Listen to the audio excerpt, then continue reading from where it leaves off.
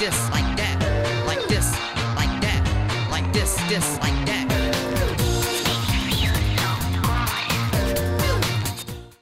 Eh bien, bonjour à tous, on se retrouve pour une toute nouvelle vidéo de No Limits 2 et après un épisode super intéressant avec des coasters quand même vachement original qu'on a testé la fois dernière.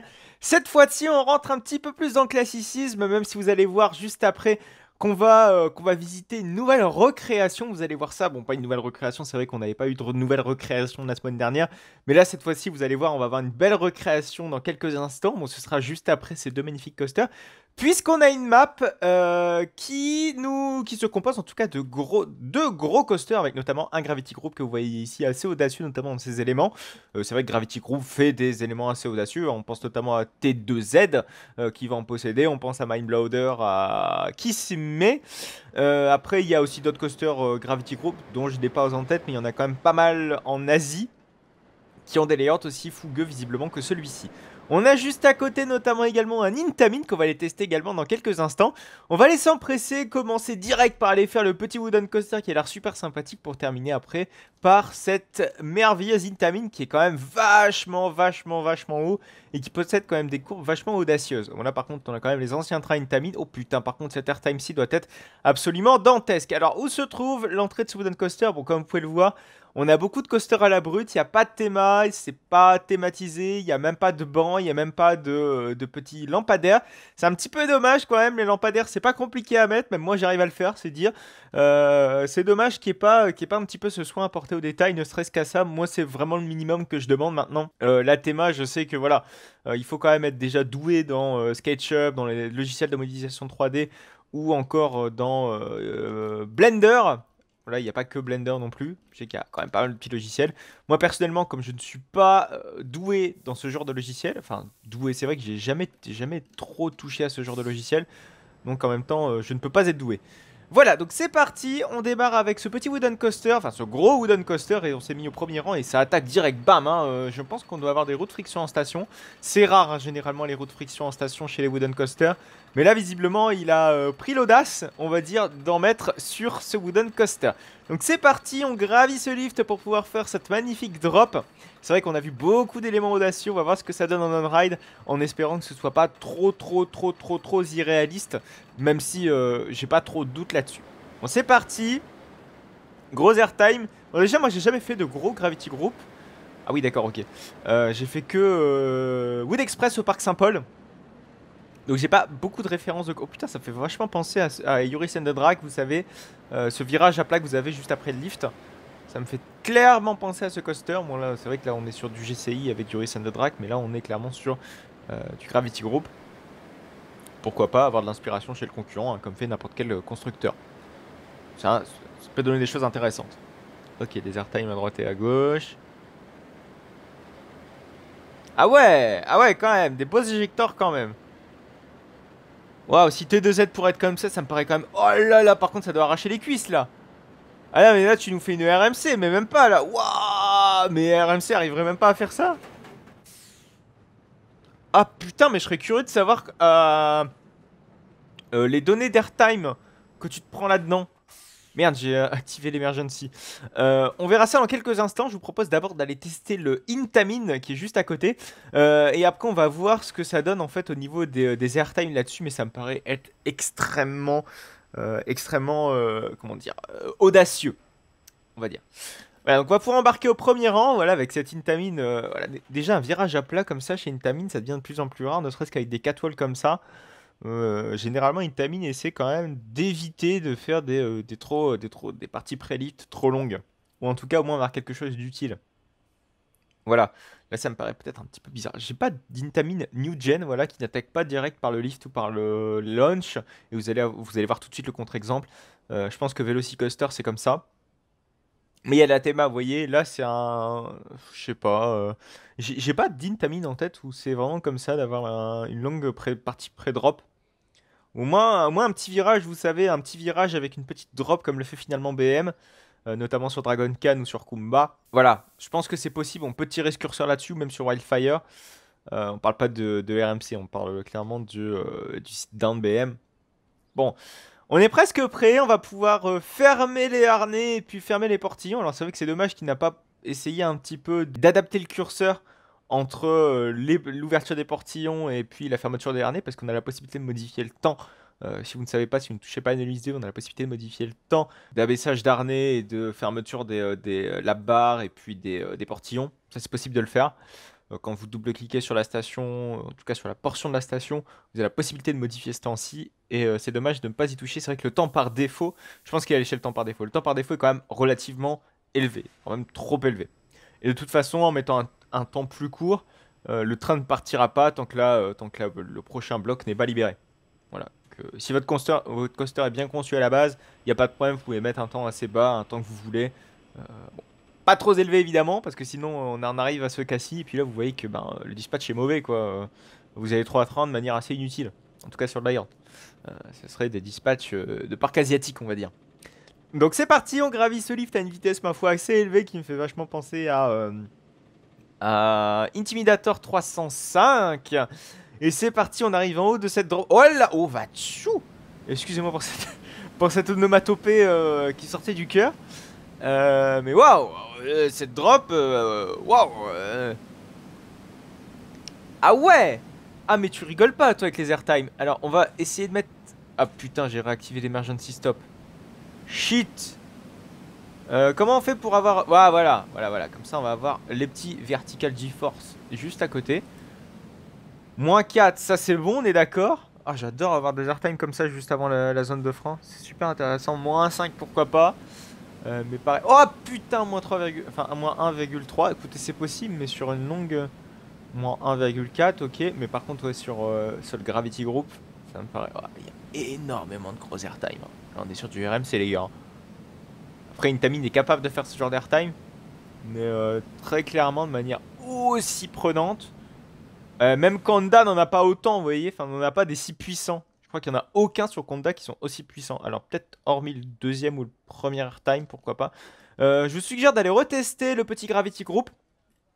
Enfin le gros Gravity Group.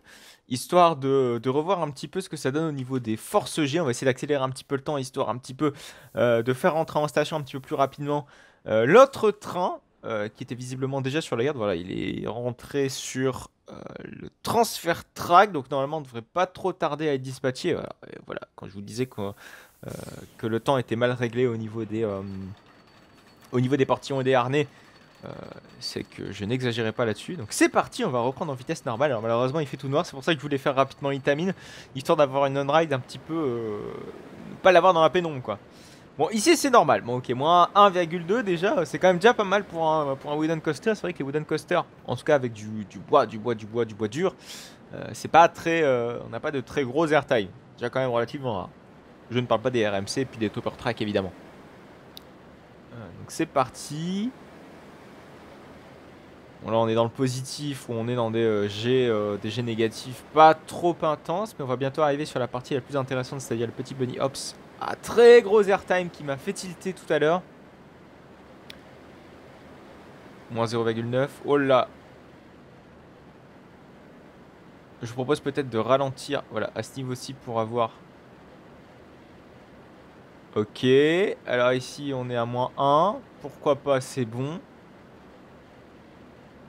Moins 1,1. Ah, c'est là que c'est intéressant. On va arriver là sur le plus intéressant. Moins 1,1. Bah non, ça va. En fait, je pense que c'est le rythme d'airtime qui me fait tilter. Moins 1,1, c'est bon. Moins 2, en fait, c'est niette. C'est mort. Ouais, non, en fait, ça passe. C'est juste, c'est tellement vous prenez ça rapidement et de manière très quickly que ça me paraît complètement irréalisable. Je sais pas. Bon, en tout cas, au niveau des valeurs, ça passe. Mais est-ce que le corps pourra accepter, vous voyez, un tel nombre d'airtime? Alors, RMC le fait très bien, vous allez me dire, mais les airtime sont quand même moins puissants hein, sur un RMC. Bref. On va donc passer à une deuxième création pour cette vidéo, hein, parce que là je pense qu'on a fait un petit peu le tour de ces deux merveilleuses créations. Un très bon Intamin et un très bon Gravity Group, ça y a pas de doute. Pas de doute là-dessus. Très aérien quand même cet Intamin, mais très fourni en airtime. Oh, par contre voilà, merveilleuse airtime, très inspiré de Pantheon et de Kanda, mais que j'adore, hein, les airtime comme ça, c'est mon kiff. Bref, On passe à la création suivante, qui est donc une recréation d'un coaster qui va bientôt apparaître. Oui, donc c'est même pas une recréation, hein, c'est clairement une supposition, là on en arrive à là. Qui est un coaster donc de Knott's Berry Farm, qui est la nouveauté de Knott's Berry Farm qu'ils ont annoncé, je crois, pour la saison 2024. Donc c'est un giga coaster, Bolliger et Mabillard, et un énorme giga coaster, je pense que vous devez le voir, qui sera le plus gros giga coaster au monde, hein, quand même, rien que ça. Donc c'est dire à quel point quand même Knott's Berry Farm a annoncé quand même du lourd, et qui sera situé en plein milieu de la ville. C'est dire à quel point ils se sont encore un petit peu cassé le cul. Mais vraiment, c'est incroyable de voir ça, clairement. Enfin, en plein milieu de la ville, on est sur l'ancien parking, si vous voulez, de Knott's Berry Farm. En fait, ce qu'ils vont faire, ils vont casser une partie du parking de Knott's Berry Farm pour pouvoir installer, si vous voulez, un parking à étage. Donc déjà, les parkings à étage, ça coûte une fortune, ça coûte une blinde. Et pour optimiser l'espace, voilà, ils ont construit ça sur le parking et ils ont, enfin, visiblement, en tout cas, cette supposition a l'air d'être quand même assez optimiste. Parce que là, très clairement, il n'y a pas. Enfin, ça m'a l'air d'être quand même beaucoup mieux intégré que Silver Star. Hein. Puis bon, pour planquer un giga coaster dans le parc actuel, je pense que ça risque d'être. Enfin, c'est peut-être pas faisable. Bon, du coup, ce qu'il a fait, c'est qu'il a fait carrément tout le parking. Voilà, il a vraiment essayé de faire ça le plus proprement possible. Bon, même si ça dégueule un petit peu de partout au niveau des éléments, des props. Ce qui est un petit peu dommage, je pense qu'il aurait pu prendre un petit peu de soin. Mais au moins, il a fait l'effort, en tout cas, de faire tout l'environnement qui va avec. Et ça nous permet d'avoir un point de vue relativement sympa. Bon, le layout a été annoncé en soi, mais il n'a pas été complètement annoncé. Si vous voulez, il a eu une vue du dessus. Enfin, si vous voulez, le layout a été dévoilé sur une vue du dessus. Je suis pas sûr qu'on a vraiment des éléments très significatifs pour pouvoir supposer dans le layout, mais je pense que on est clairement sur une supposition. Hein. On n'a pas vraiment les stats exacts. Bon, même si on connaît les stats, euh, globalement, on ne sait pas qu'à tel endroit il va avoir une telle vitesse. Vous voyez le truc? Donc ça reste encore une supposition, même si on sait que en gros, grosso merdo, le layout va ressembler à ça. Alors par contre, je suis désolé, mais vu que j'ai jamais visité Knott's Berry Farm, je suis en train de chercher l'entrée de ce putain de parc. Donc vous voyez, on est vraiment en plein milieu de la ville qui borde le parc. Hein, très clairement, je pense que les voisins vont un petit peu râler. Ou en tout cas, si les voisins ne râlent pas, ils ont intérêt à fermer leur gueule du côté de Walibi Belgium, les voisins, hein, du côté de Wavre. Hein. Non mais oh. Même au Futuroscope, ils vont pas commencer à gueuler pour juste un spinning coaster à la con, alors que aux États-Unis, ils ont un giga coaster juste en face de chez eux, quoi. Faut garder une petite dose de jurisprudence, si je puis dire. Bon, par contre, je suis désolé, mais je ne trouve pas l'entrée du parc. Donc du coup, on va skipper tout ça et on va se mettre ici. Alors peut-être que finalement, il n'a pas refait l'entrée du parc, il faut finalement se démerder avec ce qu'on a. Donc visiblement, on est dans la partie western du parc, qui a l'air d'être une zone assez emblématique du parc et qui a l'air assez sympa, avec beaucoup de vie de ce que j'ai entendu parler de cette zone western de Knott's Berry Farm. Je sais pas si le Giga Coaster va être réellement dans cette zone-ci. Bon, écoutez, moi je connais pas bien le parc. Alors, on va peut-être. Putain, il y a plein de trucs. Ok, il a même fait le parc aquatique de Knott's. Ah ouais, non, mais il s'est vraiment cassé le cul. Alors, je sais pas si vraiment s'il a repris ça de quelqu'un d'autre ou s'il a fait autre chose. Mais écoutez, moi, je trouve qu'il a quand même fait l'effort de faire tout l'environnement et ça, c'est cool. Donc, on va aller embarquer dans ces trains de Giga Coaster. Où se trouve l'entrée de ce coaster? Je pense que c'est là-bas où tout est sauvage. Bon, par contre, ouais, c'est un petit peu mal placé, tu m'excuseras. Mais on va ensuite s'attarder sur le layout. Ah oui, d'accord. En plus, en fait, je suis passé par la sortie et de passer par l'entrée. Bon, écoutez, ma foi, on n'a pas encore l'idée de la théma que ça va être. Bon, après, c'est du... comment dire? C'est du Cedar Fair. C'est vrai que Cedar Fair accorde moins d'importance à la théma que l'ancien propriétaire de Knott's. Euh, Ce qui est un petit peu dommage. Hein. On peut le voir notamment avec l'Inverted BM, Silver Bullet ou encore Hang Time. Bon voilà, qui n'ont pas des thémas non plus super poussés. Donc je ne suis pas sûr que ce Giga Coaster aura une théma du feu de Dieu. Même si j'espère me tromper, ceci dit. Hein. On n'est jamais à l'abri d'une bonne surprise. Mais bon, on va peut-être pas non plus se faire des rêves. Ce serait quand même un petit peu dommage. Allez, pas d'illusion, on va embarquer dans ce Giga Coaster, on va abaisser les harnais et on va, s'il vous plaît, rider notre merveilleux coaster de chez Bolliger et Mabillard avec ses merveilleuses petites couleurs, bon, très violâtres, en espérant que ça s'intégrera le plus possible, le mieux possible à Skyline du parc. Bon, vous m'excuserez, la map lag beaucoup, mais ça, c'est pas de ma faute. Je pense que c'est dû aux nombreux éléments non optimisés de la map. Je tiens à préciser non optimisé parce que certains créateurs arrivent à faire des maps absolument gigantesques et où ça ne lag pas. Donc c'est vraiment une question d'optimisation comme quoi. Et je pense que surtout aussi on est de nuit. Et de nuit avec tous les éclairages, le rendu des shadows, des ombres, etc. doivent être assez conséquents. Du coup, ce qui fait que ça lag un tout petit peu. Pourtant, mon PC est largement capable de faire tourner n'importe quelle map de Nomis 2. Hein. C'est vraiment juste une question d'optimisation sur ce point de vue-ci. Donc c'est parti. En plus, on a les lampes en plein dans la gueule. Ça aurait été dommage, enfin ça aurait été mieux de les voir éteintes. Mais bon, avec des si on refait le monde. Donc c'est parti pour cette merveilleuse drop de ce Giga Coaster. Je pense qu'on va avoir bien une bonne grosse minute de ride. Ah oui, en plus ça lag. Ah putain. Oh, non mais la drop a l'air de dantesque. Déjà que la drop de Shambhala est dantesque. Alors imaginez sur un Giga Coaster comme ça. Oh. C'est presque le double de Shambhala les gars. Ils y vont pas par dos de la cuillère chez Knox. Hein. Même chez Cedarfair en général. Ah ouais. Ah ouais, comme dirait Julien Lepers. Là on s'en prend plein les mirettes hein, quand même.